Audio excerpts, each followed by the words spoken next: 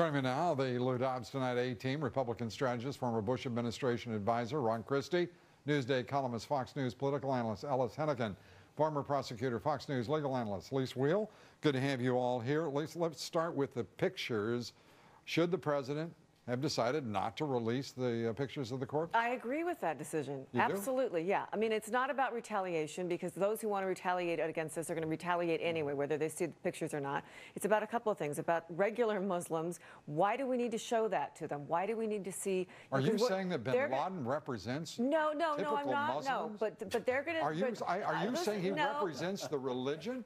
Would you aren't let you afraid me of finish? offending Muslims? Let me finish. What that they're going to be more. They're going to see the brutal America. This is what they did. By the way, Lou, we all know that's going to be leaked out, whether it comes to the White House or not. WikiLeaks, somebody's going to leak it out. Do you agree? Well, listen, I'm a reporter. I'm for releasing stuff. Sorry. I mean, it is going to come out. It is. I mean, that stuff you've been getting, all that Photoshop stuff, I mean, some of that's pretty gruesome, You mean that's right? not real? You know, well, but here's the thing. Who the heck knows? Well, you know. Who knows? You know who knows is Ron bin Christie Laden's knows. people who've been already saying, we know he's dead. What's the answer, I do know.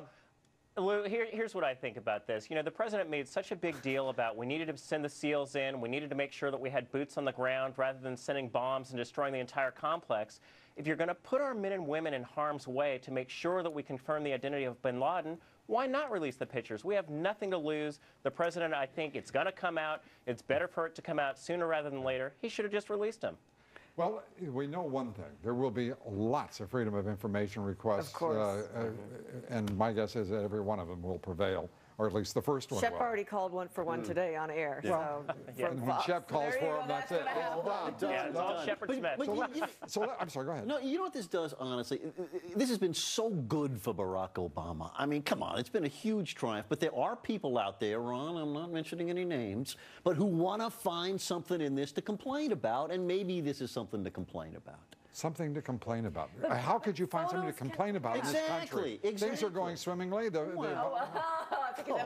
on. I mean, I can't imagine anyone complaining. You just said, though, photos can be doctored, right? You just, I didn't say that. I was the one expressing shock and outrage that they were. Yes. Yeah. Photos can be doctored, but DNA can't. Fingerprints can't.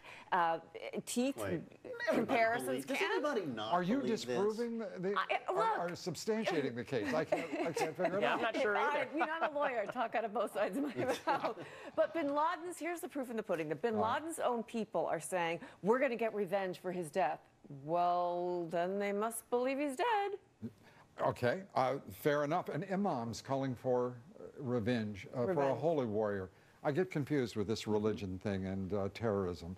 Let me turn to you. Are we seeing a politicization of this event, that is the killing of Osama bin Laden, with the president's appearance at Ground Zero tomorrow? Ron? I think we are. Unfortunately, I think President Obama has made this in the last couple of days all about him. His speech said, I directed, I. What about our brave men and women in uniform? And I'm very glad that my former boss, President Bush, didn't he go. said thank you to our troops. Right.